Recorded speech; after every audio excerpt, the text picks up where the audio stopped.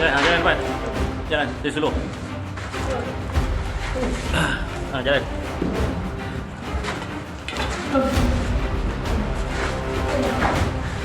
Jalan senang, ada you jalan susah you cari. Aduh, sini susah main jalan you masuk. Sindiket ataupun orang-orang yang curi kabel ni membawa pistol dan juga parang. Sanggup memanjat jejambat yang tinggi bermalam di lokasi kejadian. Berbahaya dengan berani memotong kabel hidup bervoltan tinggi sebelum menjualnya ke premis barangan lusuh. Perbuatan jenayah ini turut melibatkan anggota polis bantuan yang pernah berdepan suspek bersenjata termasuk pistol dan parang. Jenayah curi kabel yang sering dianggap kejadian terpencil sebenarnya berupaya melumpuhkan projek pengangkutan awam nasional bernilai berbilion ringgit selain mengancam keselamatan orang ramai.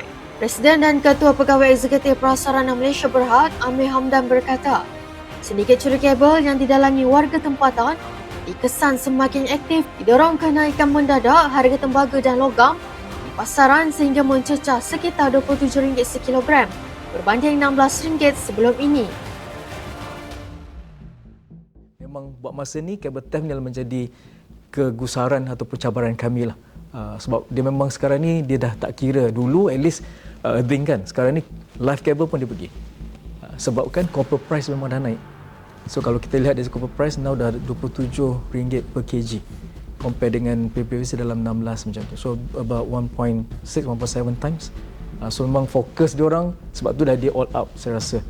Sebabkan oleh nakkan apa tu dari segi copper tu. Harga copper yang lebih meningkat.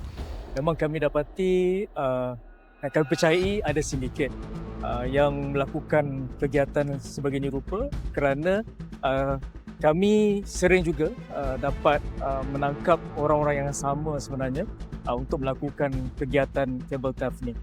Pengalaman yang kami lihat, kami dapati daripada polis-polis bantuan kami yang menjalankan usaha-usaha dari segi patrolling dan sebagainya, mereka pernah melihat dari segi sindiket ataupun orang-orang yang curi kabel ni membawa pistol dan juga parang.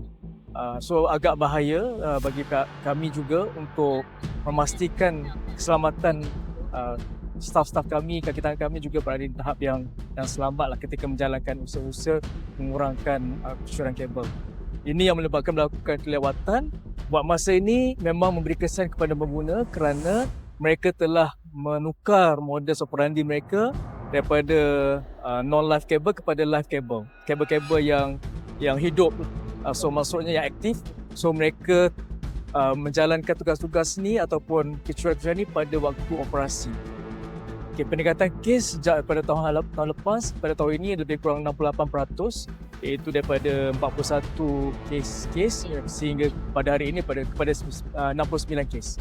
So bagi kami memang agak serius dan oleh sebab itulah sebagaimana kita sedang usahakan sekarang bersama-sama pihak kerajaan untuk menambah baik, untuk memperketatkan lagi pencegah kuasaan ataupun dari segi akta-akta yang boleh kita tambah baik untuk penalti yang lebih besar, lebih tinggi kepada isu-isu yang melibatkan kabel theft ini atau kecurangan kabel. Amir berkata Prasarana telah melaksanakan beberapa langkah kawalan sementara termasuk kerjasama rapat dengan Polis Diraja Malaysia PDRM menerusi rondaan berfokus di lokasi panas seperti laluan MRT Kajang dan Putrajaya. So temporary ini untuk sementara apa yang kita lakukan. So kita memang berusaha dengan polis dan sebagainya untuk pastikan kita boleh ada sectoral patrolling dan sebagainya. So yang itu memang kita lakukan. And to certain extent untuk hotspot kita memang letak staff kita kat situ. So memang kita letak staff kita kat situ untuk pastikan tiada yang pencerobohan dilakukan. So yang kita pun lakukan dari sudut usaha lain lah dari sini macam CCTV dan juga kita juga lihat dari sudut apa yang kita boleh improve segi akses untuk perketatkan akses. Tapi saya rasa macam MRT ni dia banyak sangat vulnerability dia. So akses dia boleh berlaku di mana-mana tempat, and jajaran kita agak panjang. So kalau MRT tu dah lebih kurang 60 km, campur dengan lebih kurang 100 km untuk both MRT Kajang, MRT Putrajaya. So secara keseluruhannya kita ada 200 km jajaran lah yang perlu kita pastikan tiada pencerobohan dan sebagainya. Sementara itu, bagi jangka masa panjang, Amir berkata Prasarana bersama pemilik aset MRT Corp sedang merangka penyelesaian kekal melibatkan penambahbaikan reka bentuk infrastruktur. Bagaimanapun, Amir mengakui pihaknya masih belum dapat menjamin masalah tersebut dapat dihapuskan sepenuhnya dalam tempoh terdekat. Kita berusaha juga dengan MRT Corp, which is the asset owner lah for MRT. Bagaimana kita nak pastikan kita ada permanent solution. Permanent solution tu dari segi sudut infrastructure itself lah. So kita dah ada fasa-fasa yang telah ditentukan, maksud design dan sebagainya telah dibuat oleh MRT Corp. So kita akan dalam usaha untuk pastikan kita dapat peruntukan yang sewajarnya untuk kita boleh pastikan kabel theft ni boleh ditangani secara 100%. Sebab masa ini untuk kami masih belum boleh pastikan 100% yang tiada kabel theft, tapi kita dah lakukan pelbagai cara, pelbagai usaha juga, dan usaha kami adalah ongoing. Mengulas aspek perundangan, Amir berkata penalti sedia ada disifatkan terlalu ringan dan gagal memberi kesan pencegahan apabila pesalah hanya dikenakan denda sekitar RM1,000 sebelum dibebaskan dalam tempoh singkat.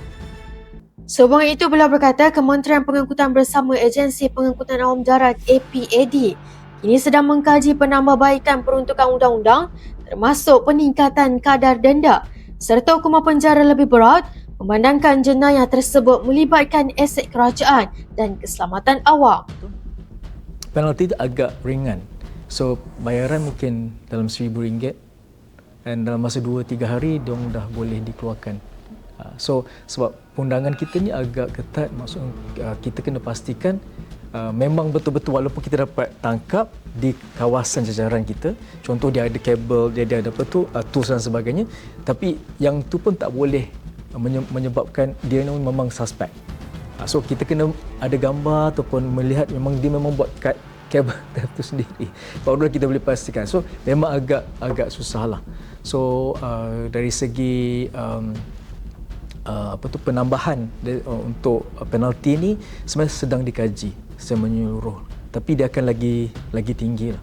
So maksudnya mungkin sampai tahap penjara tu mungkin lebih daripada sehari 2 hari itu kita akan cuba extendkan, dan kalau boleh kita nak lihat dari sudut because yang ni melibatkan aset-aset kerajaan kan, so dan juga keselamatan publik.